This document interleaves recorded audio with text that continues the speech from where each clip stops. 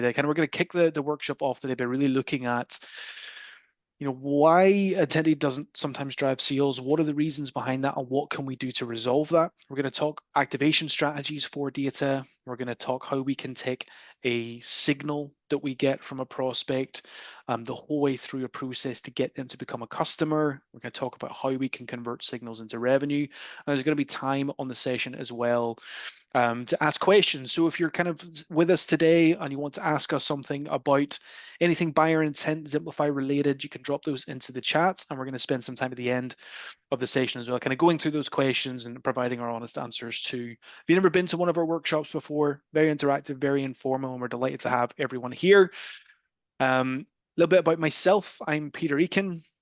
I head up sales here at Zymplify. I've been with the business for over 7 years at this point, and I think I've worked with over 500 businesses to help them build intent data kind of into their sales and marketing strategy. I'm a huge believer in the value intent data can bring, having been within a business that used intent data to grow ourselves over the past 7 years or so. But I also recognize some of the challenges that come with making intent data work for your business, having spoken with hundreds of people that have tried it in the past. So hopefully today I can walk through some of the things that we've learned here that can add value to some of the folks that are on the workshop. And if you're interested in discussing this with us further, at the end of the workshop, Kerry's going to put a link into the chat that you can click. That's going to schedule a call with myself, and during that call, we'll actually look at a specific buyer intent review for your business, where we'll review every company we've seen showing signals for your business in the past 14 days. We'll look at where each of those companies is likely to be on their buyer journey, and we'll give you some tips and recommendations as to how to unlock that data kind of within your business. So if you're interested in exploring further coming out of today's workshop, there'll be a link going into the chat anytime now and at the end that you can use to get started. So let's dive into the nuts and bolts of the workshop today. Starting with some of the challenges that come kind of with intent data. If you're on this session today, I assume you've got some degree of experience with buyer intent data. I think conceptually, it's a really, really interesting proposition, right? Knowing who is in market will help us sell. I don't think there's any person in the world that wouldn't want that. But I think it's important to think about what intent data is actually giving you. We think about our sales process as a journey, and the destination is a closed won customer. Think of your intent signals as the directions to take to get to that destination as quickly and efficiently as possible. Like with any route, the more directions you have, the easier it is to get there. And that's why so many marketers and businesses are looking at multiple sources of intent data to help them become more effective and moving away from single source intent as the solution to kind of drive leads. And over just under 80% of businesses that use 5 or more sources of intent data report significant increases in the overall quality, readiness, and qualified status of leads that they generate from that. But still, there's challenges here.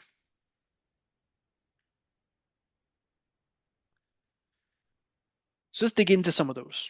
Some of the most common things that we hear from businesses that have struggled to get value from intent data in the past is the over-reliance on a single data source here. I imagine, again, a lot of people on the workshop today are doing things like monitoring who's visiting their website. So you've plugged your tracking code in and you're getting data to tell you that X company has been on your website and they've looked at these pages. Or others are using solutions that might tell them that Y company is showing intent for a topic in the past month or few months, something like that. Well, those are helpful signals. Those are directions to take on that journey, right? Being overly reliant on just one type of them really makes it difficult to see the full picture. And this then creates missed opportunities and the best ways to activate this data. On the workshop today, we're actually going to show some examples of some customers that we've signed up recently here at Zymplify. And we're going to look at the actual original signal that they showed. And we're going to talk about how it isn't really explicit intent for us, but with a clear activation strategy, we were able to then win that customer. And this often comes about because sales and marketing don't tend to have a really clear and concise plan as to what to do with data. And universally, what tends to happen is buyer intent data gets stuffed over in the sales team, where it becomes just another database of names for them to call. And that then creates that lack of alignment between sales and marketing. If your sales and marketing teams are not targeting the same people, they're off in different directions, you're then causing a system that creates leads to fall through the cracks. So again, on the workshop today, we're going to talk about how we can create a solution to this, where we have more signals telling us who we should target, and we have a clear strategy to target and activate those signals. And that starts with kind of the importance of having multiple signals of data. There's a few clear reasons why businesses look at multiple different sources and why that trend is moving from, okay, we've got intent data, now we need more intent data. One of the first things here is how it can provide more accurate insights. If we think about what a single signal would tell us, let's say a traditional one that X company has shown intent for, say, a CRM in the past 30 days. Okay, that's potentially interesting. But if we think about all of the reasons why they might be searching for that, there is a lot of them that are not clearly about to buy a CRM. In my role, I talk to multiple businesses every day. And before those conversations, I will always research what they do. I will research their competitors. I will read things about that industry to help me. Single source intent signals would look at me as a buyer of those services because I'm doing that research, when the reality is I'm not. Multiple sources allow you to get more accurate insights because you can see intent happening in multiple different ways. And when it's happening in multiple different places, it's much less likely to be false or noisy signals. That leads on to the second part, the stronger intent validation. Being able to validate intent across multiple different places, across multiple different sources, allows us to be more confident in what the signal is telling us. And this allows us to better prioritize our leads as well. We shouldn't look at our intent data and treat it as equal. We shouldn't look at 1,000 companies that have shown intent for a topic and go after them in the same way. We should look at what are the specific actions they are doing and what are the best ways to engage these accounts personally. And combining multiple signals leads us to then a clearer buyer journey.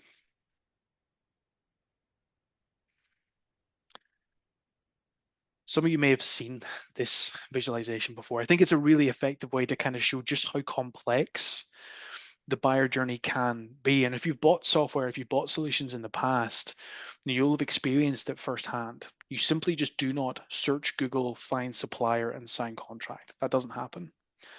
Instead, you get peer recommendations, you read reviews, you go to workshops like this, you put comments on LinkedIn for recommendations, you lurk on LinkedIn on comments other people have put out for recommendations. All of these are things that buyers do at some point on the buyer journey. What you'll tend to find is that they do not just go in a straight line. They go all over the place. Now, if we think about how would we then find a solution that enabled us to capture all of this behavior, you'd have to then look at lots of different products. Okay, if you flick to the next slide here, we've selected and deliberately selected the partners to work with here. And this just visualizes if you want to be able to monitor the entire journey, you have to work with so many different data companies to be able to do that. And this is one of the reasons why companies, traditionally look at like single source signals, because it's easier, it's cheaper, right?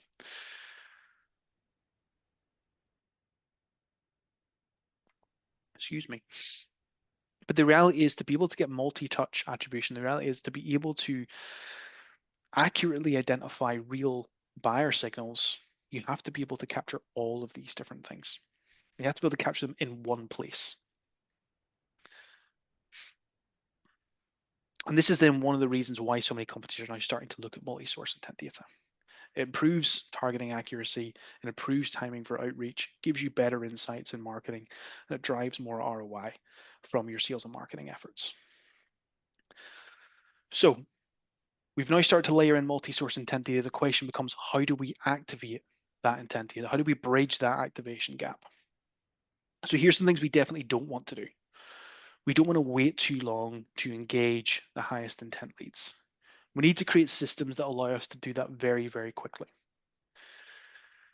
We don't prioritize or score leads based on the different levels of intent here. If we have any Zymplify customers on the workshop today, I'd encourage you to kind of look at the scoring mechanisms behind your intent data. You can find this in the intent settings scores section in there. And if you want to ask any questions around that or follow up with me afterwards, we can do that. But this allows you to actually customize the logic that Zymplify uses to score each signal that someone gives, so you get a much more accurate output of intent data for your business. We definitely don't want to send generic outreach instead of personalizing our messaging. We don't want to work with a poorly structured activation strategy. So what do we want to make sure that we're doing? So the first thing is we want to create a really clear activation strategy. This should really align to what are the most important signals and what are the different buyer stages that you're targeting. So if you're a marketer, you want to create strategies that enable you to use email nurture, that enable you to use advertising, that ensure that when you are hosting webinars or events, their invites are being targeted at people showing intent for those topics. If you're a salesperson, you want to zero in on the accounts that are showing the lower funnel, bottom of funnel signals, like they're on your pricing page or they're looking at your competitors. And it's key to get in a room with your team here and define, okay, what are the signals we want to make sure we have a plan for? And what do we do when companies are at different stages of the buyer journey? The next thing you want to make sure is that you're aligning your sales and marketing team. You want to make sure that the people that sales are going after are the same people that are in all of your marketing campaigns, because the two complement each other. So when you're running your next email campaign, all of the leads in your seller's pipeline should be there. Similar, your sales people are prospecting to intent data. There should be ongoing marketing campaigns going out to those same people. And then it's about using automation, being able to automate tasks, whether they be internal, like sending notifications to your sales team when there's a clear signal they need to react to, or setting up workflows to deliver relevant content to people seamlessly and quickly as they show intent is really, really important. One of the things that we really focus in on here is creating the steps for success. So that comes in 4 stages. Define what the qualification criteria is and align your intent targeting around that. So you should be very, very clear on what your ideal customer profile looks like: company, size, location, and problem, right? Then it should align as who are your target buyers inside that company. And this should then touch on all of the key contacts we know we have to build relationships with to ultimately win a deal. And this should be flowing through your intent data. Your intent data should be capturing companies that are specifically aligned to your ICP, and you should be targeting people that fit all across your buyer persona. As an example, one of the tips we always give our customers is that you should be nurturing CFOs. Even if you don't directly sell to a CFO, they will ultimately have some say in that decision. They should be aware of your business so that when your actual buyer brings them the contract, they know what it's about already. This is a really simple and easy trick you can implement to make sure that as companies show intent, that you're actually engaging their CFO. And it should be different content from what you're sending to your other people inside that company. Kerry, I know internally here we have a whole CFO campaign which says nothing about our features, nothing about our services, but talks about cost saving, efficiency, reducing the need to hire, things like that, the stuff that CFOs care about. Every company that's showing intent for us, we're marketing to their CFO in a different way than we are to their sales and marketing people. Really important to create that alignment and define that lead qualification. It's about then creating automated outreach too. Automated outreach is really crucial. Sorry, something's happened. You okay? There we go. Yeah, Whoops. creating that kind of automated outreach is really, really important here because it enables speed to lead. You shouldn't automate every single email that your salespeople send, but you should be automating some of that process because it's so much quicker. Again, define what are the key signals for you, whether that's a certain competitor, whether that is a certain topic, whether it's a combination or a certain stage in the process, and create an automated campaign to fire every time someone searches for that thing or reaches that buyer stage. to ensure that always something is happening with your intent leads, even if it's taking some time for sellers or marketers to react manually to it. Create automation campaigns regarding what are the key things for you and make them persona specific. Create an automated campaign for the different types of prospects you're going to target inside the accounts. Use dynamic messaging. Tailor your campaigns, tailor your messaging to the things that people are searching for. Internally here, one of the most effective intent signals for us is sales coaching. That's not what we sell, that's not what we do, but we know our target audience. If they were searching for sales coaching, we can help in a different way, but we can certainly help, right? Because that's pointing at a problem that we can help solve. Think of that in how you're creating your messaging. Again, if there's a specific topic, a specific problem that you're trying to market around, think about the signals you track to find people that have it and create messaging specifically designed to give them the solution. And I think one of the most effective and easiest ways to do this is to create a shared dashboard. If currently today your sales team have no visibility on what marketing is happening and vice versa, the gap between those two teams is too wide. Create a shared resource, a shared dashboard, and get together regularly as a collective so that you can share the feedback of, we saw this many signals, we marketed to this many people, this translated to this many leads, this many demos, this many sales. So as a team, you can keep that alignment together and stay close and course correct if needed. Again, this is something we help all of our customers to do, is to create these shared dashboards and workspaces within Zymplify that gives everybody information on how the whole process is going, not just how many calls an individual seller made or something like that.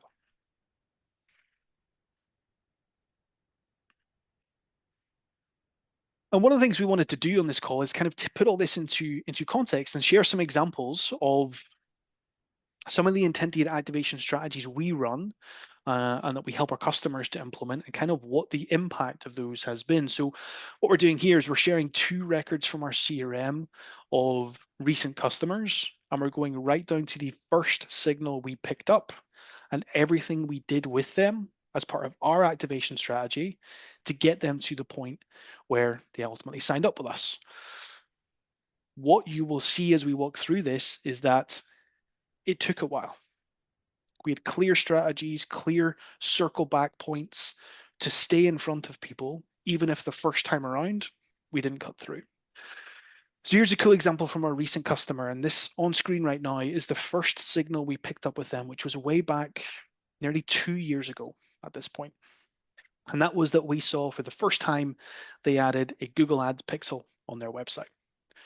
So that's like the very first signal that they're starting to do digital. Then we saw later they released a new product.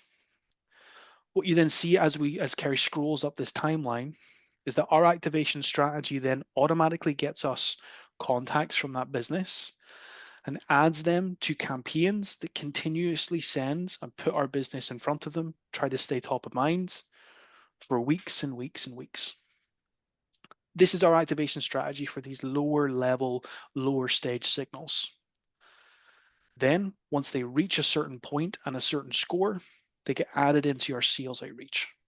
So that's where our SDRs and our salespeople reach out to try and get a demo. But even if we're not successful here, that's not where we give up. You can see the sales outreach.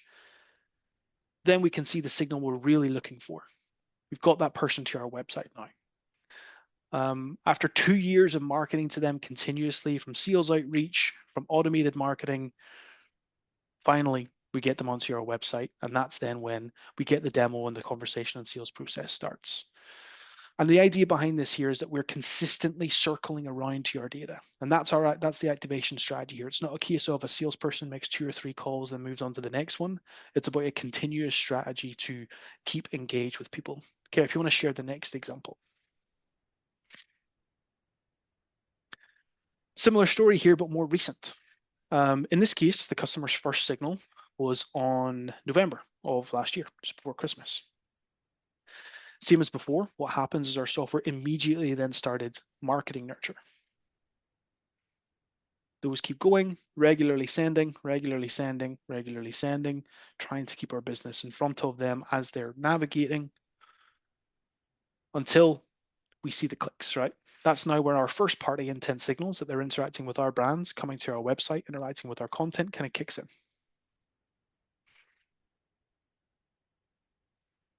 Still, we don't have the conversion until in this instance, we started to then use advertising to retarget this individual. Brought them to the website, booked the demo, they become a customer shortly after.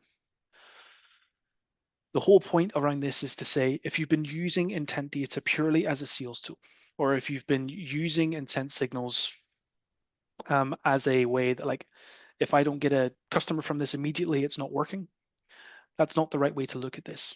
Having a clear activation strategy that is constantly putting your business in front of people with content that's relevant to what they're searching for and where they are on that process is how you can then really scale up the effectiveness of buyer intent. In other examples, we will have leads that immediately become really, really high intent. And at that point, our sales team are getting alerted to call. But in these examples, these are, I think, interesting ways to look at maybe these earlier signals, like adding a pixel onto the website or, searching on a keyword, and how a really strong activation strategy can then ensure that as and when they are ready then to take that step with a vendor, that we are best placed to be that choice.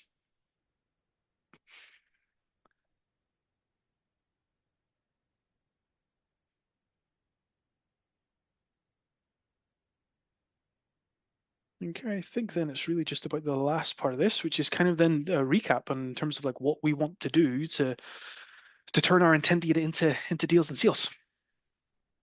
So coming out of this workshop, 3 bits of advice I would give any business that's either using intent data or interested in starting. The first thing is try to expand your data sources. Look for ways that you can get more value. If you're a Zymplify customer right now, over the past few months, we have been adding more sources into our platform. If you're not currently using those, I'd encourage you to do so. I also encourage you to open your funnel a little bit more.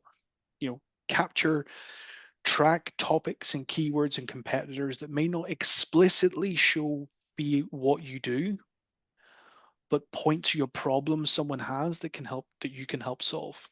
To use the internal analogy here, we monitor sales training and coaching as a topic despite not selling that, because that helps us find companies that potentially have a challenge with their sales effectiveness, which is who we want to work with. Next, refine your activation strategy. Don't have it be guesswork.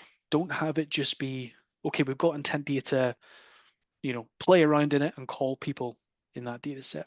Create clear campaigns, create tailored campaigns, and automate parts as much of that process as you can.